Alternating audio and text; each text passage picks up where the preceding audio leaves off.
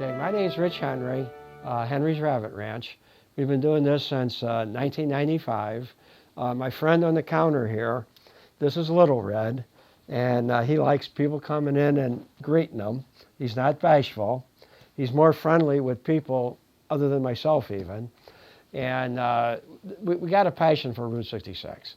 And this was never planned or dreamed. Back in '92, I had this building put up, and it was just to store cars in originally.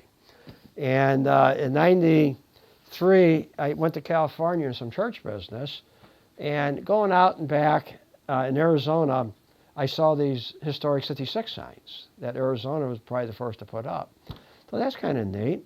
And I'd just gotten involved locally with some 66 IDOT people about signage in this area. So, and I kind of grew up on 66. My dad was a truck driver. He drove nothing but from Chicago to St. Louis to Chicago, St. Louis towards Oklahoma City, and all the little towns along 66. He did that for over 40 years. He drove a truck for 60. And I'd ride with him a lot. And we got pictures on the wall here showing some of that family history.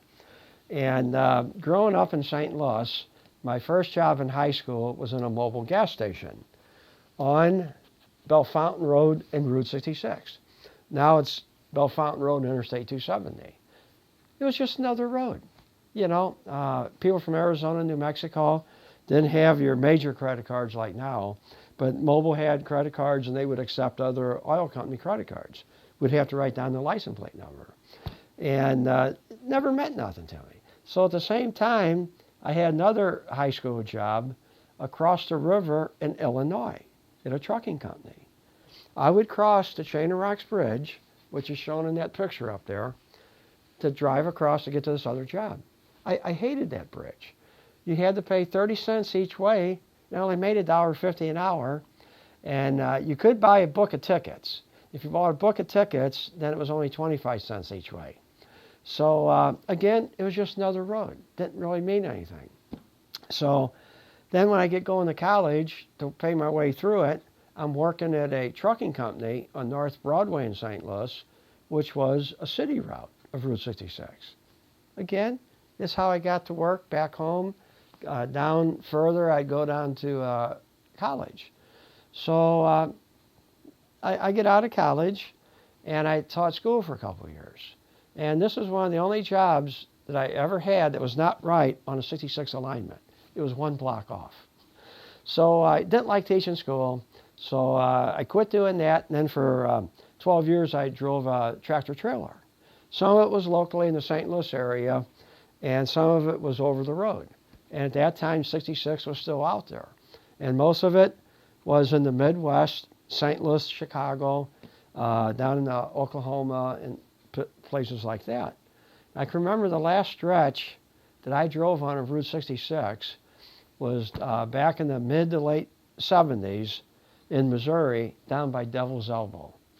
And I was making a trip for Yellow Freight, working for them. And I hadn't been down that way in a while, and got going down that first hill going westbound.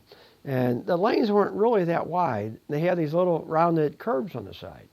So here's a Jones truck line tractor trailer. I start passing them. And this truck I had only had a single air tank. Well, before I got halfway down through where I was going, I'm out of air. And this guy must have thought I was crazy.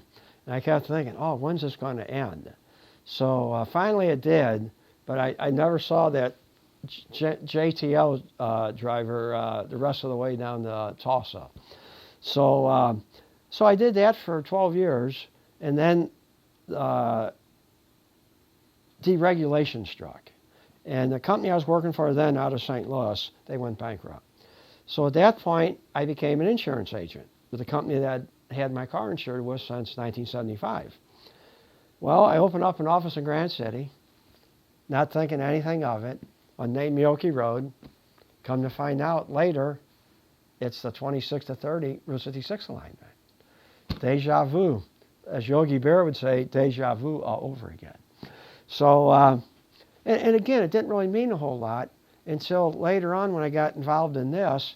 I get looking back one day, and I see all these jobs that I had, and it wasn't intended that way, were on 66 alignments. I thought, well, it was meant to be. So the building goes up. I get back from this church trip in California, and I thought this would be neat to do something like this as a hobby. We just called it Henry's Old Route 66 Emporium. I didn't know where I was going with it. It was just kind of something to do, hobby. Memorial Day of 1995 is when I officially started in here. So things just kind of went going. I did my insurance stuff. Locally, I did license and title for the state of Illinois here. And just come in every day like a regular job, do whatever came before me. Well, in '99, I met Juan at the Snowcap.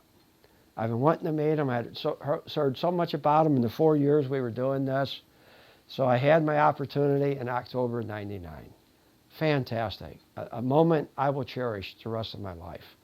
It was a very personal meeting. So on the way back on the airplane, I'm thinking it's time to really do it different. I'm going to commit myself to the 66 thing here in Staunton, and we're going to call it Henry's Rabbit Ranch. We did a slow transition from the old 66 Emporium to Henry's Rabbit Ranch, and things have been hopping ever since. And we've had Volkswagen Rabbits. Got my first one of those in '82 because it was economical and practical, and my dad got me started in that. And then as I got older and cheaper to buy, I find a wrecked one, a blowed up motor. I just started accumulating them. Right now, I probably have about 20 to 25 of them. Some of them are in the possession of the Cadillac Ranch out here. And now that I've retired as an insurance agent and license and title, I will have more fun here than I've ever had. And we really have a passion for the people coming in. First thing we ask them when they come in through the door there is, where are you from? And they'll say Australia, the Netherlands. We have 70% of the travelers, I'd say, are foreigners. And of the people that travel 66, and I did see a little bit of change this last year. It used to be about 95% went from Chicago to California. This last year, I saw a change. I'm almost wanting to say now, maybe it's 70% Chicago to California, with the 30% going west to east. I have no idea. So, but it's really neat. And I love it when the people have the time. Usually we have a bunny in here. When it's nice outside, we have these kennels where they enjoy themselves during the day if it's not too hot or too cold. But I always have a bunny in here. Somebody comes in and there's not one up here, I get one and put them here. And I grab their cell phone with a camera on it, take a picture for them so they can send it back to their friends. And I could just go rambling on. You know, life has been good to me. If I were to die this afternoon, tomorrow, I would have no regrets. I've met so many neat people and people that come in helping promote Route 66. You know, if it weren't for people doing that, this would not be captured, you know, and be able to shown to the general public. And when it first started out, I saw oral video, well, which is better than nothing. But now we're seeing the actual video. And I mean, people say, I saw you on YouTube or something. And we enjoy that we are part of their experience. And we get our kicks from just seeing them enjoy coming in here. And sometimes I've seen also a change in the people coming in. I'll say, oh, you traveling 66? They'll say, no, we came here to see the bunnies. The bunnies have actually, in the last 5, 6, 7 years, have taken on their own presence with travelers, Roadside America, these other just travel sites where people will Google or search for something to do as they're going down through certain areas. And the bunnies have become so much of a notoriety that in time maybe they'll overtake the 66 out of it. but we'll really be busy. So you've traveled all of Route 66 doing the trucking and all that. Yeah. So what is your favorite section of Route 66? What part of the route says to you, this is Route 66? Well, I always made the comment, and now I'm too old to ever want to relocate, but I always said, if I was going to relocate, and if it was going to be in a city, it'd be Cuba, Missouri. I love the town of Cuba. But if it would be out in a more rural area, it was a spot I just mentioned a little bit ago, Devil's Elbow. It still looks the same way it did from 70 years ago. And maybe because of that memory of me going down through there with this yellow freight truck, 85, 90 miles an hour. But no, I just love that area. But at this point, I'm satisfied being here where I'm at, complacent. And very seldom do I get a chance to be away overnight because of taking care of the bunnies, which I don't begrudge them for it. And so I just like, I'll take off sometimes during the day, or I'll have more opportunity. And I feel bad when for some reason or another, if I'm not here and somebody comes in and he's closed. I feel bad. You know, when I had my regular other businesses here, I kept certain hours, like 9 to 5 or something. And as of now, officially, I have no set hours. But it might be good because there will be times where I'll be here earlier than I used to be here later. But occasionally, like I was mentioning to someone earlier, I have this Yamaha Route 66 special motorcycle. And it's time to blow the dust off of it and get it out on the road. And then just a year ago, it's the 4th one I've ever owned. I bought another Corvette. And it's a 1987, it's red, and it's a stick shift. And I haven't had any chance to drive it in the last year. I put 12 miles on it. So that, I'm going to get out on it. And most of my trips are more locally. From here up to Springfield, maybe out to Cuba, Missouri, things like that. But it will be occasionally where you will miss me. If you are going to come, give me a phone call, you know.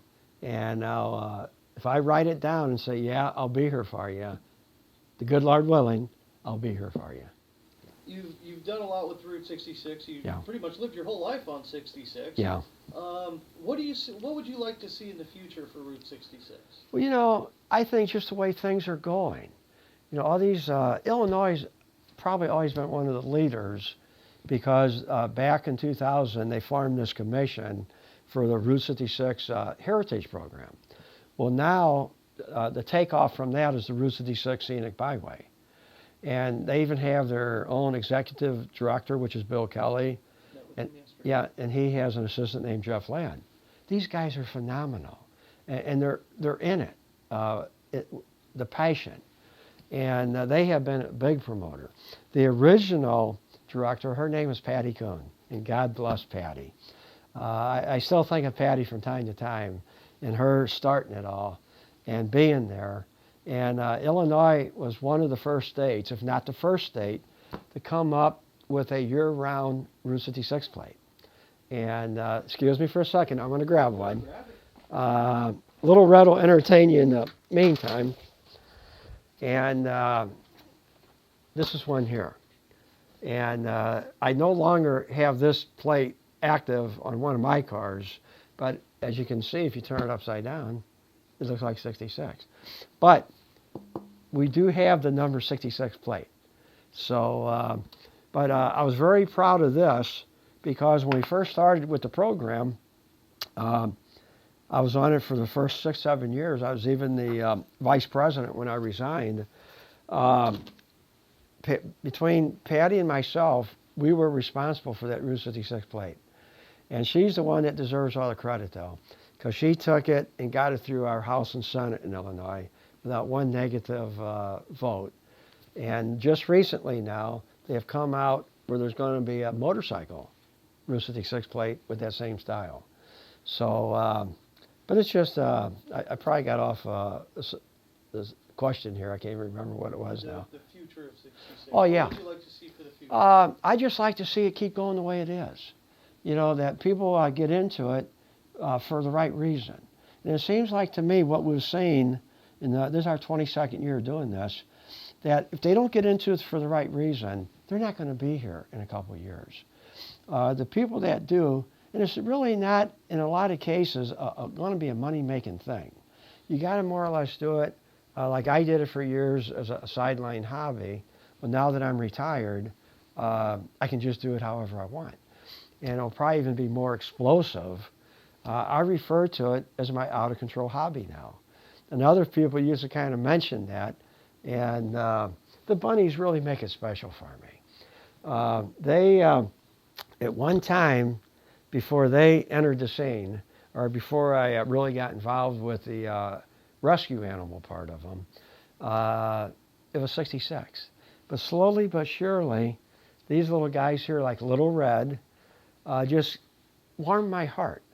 And anybody that has pet animals around their house, you can tell a lot about a person by the way they treat an animal. And they have actually made me a much better person. And I would do anything for an animal in distress. You know, if somebody called right now and they say, hey, can you help me? I'd probably have to say, we got to interrupt this interview for a little bit. And I'd go out and try and help somebody. You know, but the rabbits, we'll always have some of them here. We have 10 right now.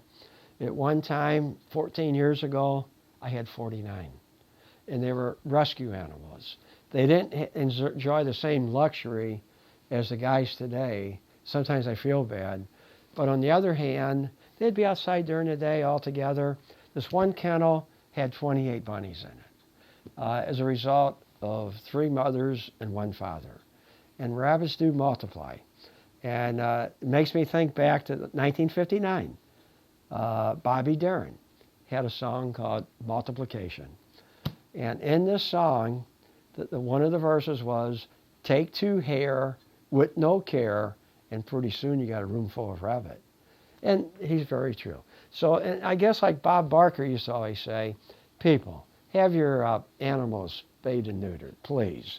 And especially rabbits. Especially rabbits, you know. Every 30 days they can have a litter. And but for the animals of the world, for the people, because there's so many abandoned out there. But I really think 66 is doing good. I see different organizations farming. A lot of them I don't even keep track of anymore. You know, when I get on the computer and Ron Warnick has excellent daily news on the 66 community. Ron devotes a lot of time to what he does on it every day. And again, he's doing it for the right reason. I don't think he's making a penny off of it, but he enjoys it. And without his knowledge and other people's knowledge, like what you're doing here today, Gary, Casey Kiefer, people coming in, just doing their own little individual things, it's phenomenal. I don't like the word immortal, but it's giving it for something for the rest of the world to be able to see all hours of the day. Get on the computer, Google search 66, Google search Henry's Rabbit Ranch, Google search Gary Turner. He used to be one of my favorites. And Bill Shea up in Springfield, Illinois. So, you know, these people, we can only live so long. And haven't done 66 yet. By God, get off your butt, get out and say, we're going to do it. Because I can guarantee you for a fact, what is here today won't all be here a year from now or 5 years from now. You might see some new things spring up, but the old element, I should call it. And what really made me feel good was in 2012, back in 94, my father, Hubert Henry Sr., was inducted into the Illinois 66 Hall of Fame. In 96, my father-in-law, Wilton Wrinkle, was inducted into the Illinois 66 Hall of Fame. Well, we had a kind of a period where it was kind of quiet. Well, in 2012, Henry's Rabbit Ranch got inducted into the Illinois Hall of Fame. And I guess that right there really made me feel good, you know. And we just enjoy what we do. We hope people just continue stopping in if they have 5 minutes or however long they got. And when you come in here, we're never going to win the Good Housekeeping Award. And every once in a while, and it kind of disheartens me in this respect, where on our Facebook page or something else where people can give a review. Well, most of them are 4 and 5 stars. But every once in a while, I'll get one that'll just say, the place, not stinky, because I have an air purifier here, but I don't know what they're expecting to see, but this is animals here. And it's not going to be, right now I got dust on the counter, and I do keep it better than this during the travel season. But don't expect to be walking into Trump Towers or a Hilton Inn, But this is what 66 is all about. This is the way it used to be. And only on 66 could I do it this way and really get away with it. It's just phenomenal. This is the way it is. There's Timothy hay on the floor. Every so often, the bunnies get their litter boxes changed. And most of the time, even on the day, 4th or 5th day when we do the cage cleaning, and if you were to walk in before I started, you would not even know that there would be a rabbit in here unless you saw one. Because I have this purifier that you cannot detect it. Okay. Yeah, of life. And it's nice if you can plan stuff. As I've said a couple of times before, I didn't plan any of this. It just, Lord, where do I go next? As you're traveling 66, here's a good example. And there's so many different alignments of it, especially in Illinois. Here in Staunton, we have 3 different alignments. 26 to 30, 30 to 40, which is by our place, and by the interstate, 40 to 77. So as you're coming up Highway 4, it'll give you a choice. You stay on 4, 26 to 30, or you can turn right about 2.5 miles from here, 30 to 40, which will bring you past us. And that's how my life has been. You get to that point, and sometimes you just think, well, let's try this way. And another thing, there's no excuse not to find a place on 66 anymore. Other than somebody like myself and a few others that are old-fashioned. You got cell phones, you got iPhones, you got iPads. All you have to do is get on there, Google search Henry's Rabbit Ranch, Decamp Junction, the Soulsby Station, and if you can't find it, you shouldn't be out driving on 66 because you're blind. Yeah, somebody's going to get hurt, and I hope it's not somebody else. But get on there. And the electronic world, even though I'm not into it, has been such a big help the past 5-10 years. 22 years ago, all we saw was film camera. People might shoot up 8 rolls of film from Chicago to St. Louis. And they didn't know if the pictures came out good. Well, then we saw the digital cameras come in. I thought that was neat. And then the cell phones. And now the extensivity of the technology out there. I'm overwhelmed by it. And I don't really want to get into it. I just want to know enough about it where I can use it for the computer and stuff like that. But I'm satisfied with what I know and what I can do here. So thank God for the electronics too. Yeah, we got the old-fashioned element, but we got to adapt and bring in this newer part so we can tell. But at the same time, don't let these electronics overtake your trip. Don't just, don't use them unless it's necessary. Like a spare tire. You're not going to put the spare tire on unless the tire goes flat. Try to follow the signs. Now, it's nice to, I don't know if I still have one of Jerry's Easy Guides here or not. Yeah, here's one here. Oh, it's under there. Yeah. The Easy Guide, the Bible of Route 66 travel. Don't begin your trip without one. This is a little bit of an older version here. But anybody that won't invest whatever the cost is, I'd say from $18 to $25, you're a fool. This you must have. And again, do your homework the night before. See what's down the road. If you're a real adventurous, just travel the signs.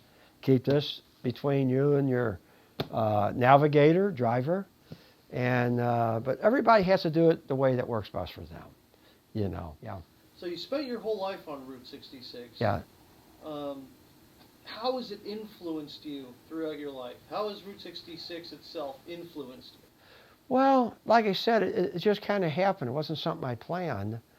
And it was never something that I wanted to put a bunch of feathers in my hat, you know, using 66 to do it. It was just something that was meant to be. And I'm kind of glad you mentioned it, because I look at life as a jigsaw puzzle. And we should sell these jigsaw puzzles. I think I got one left. But and my whole life has been a jigsaw puzzle. And a lot of times, as you put in that puzzle of life together, is what I refer to it. And I'm not a jigsaw puzzle person, but you think you got the piece, but it just won't fit. So you know there's a different piece out there. And at different times where I've been doing this, all totally unplanned, and I still don't know what's in store for this place in another 6 months, year, however long I got here to happen. But I see these pieces of my jigsaw puzzle of life going together. And it's, you know, starting to maybe give me more of a picture. But as you get towards the end of your life, maybe that's the reason why. And a person asked me one time, or a couple have, well, when's that last piece of the puzzle going to go into place? I said, on the day I die. Then that last piece will go in. And that's it. This is my puzzle of life.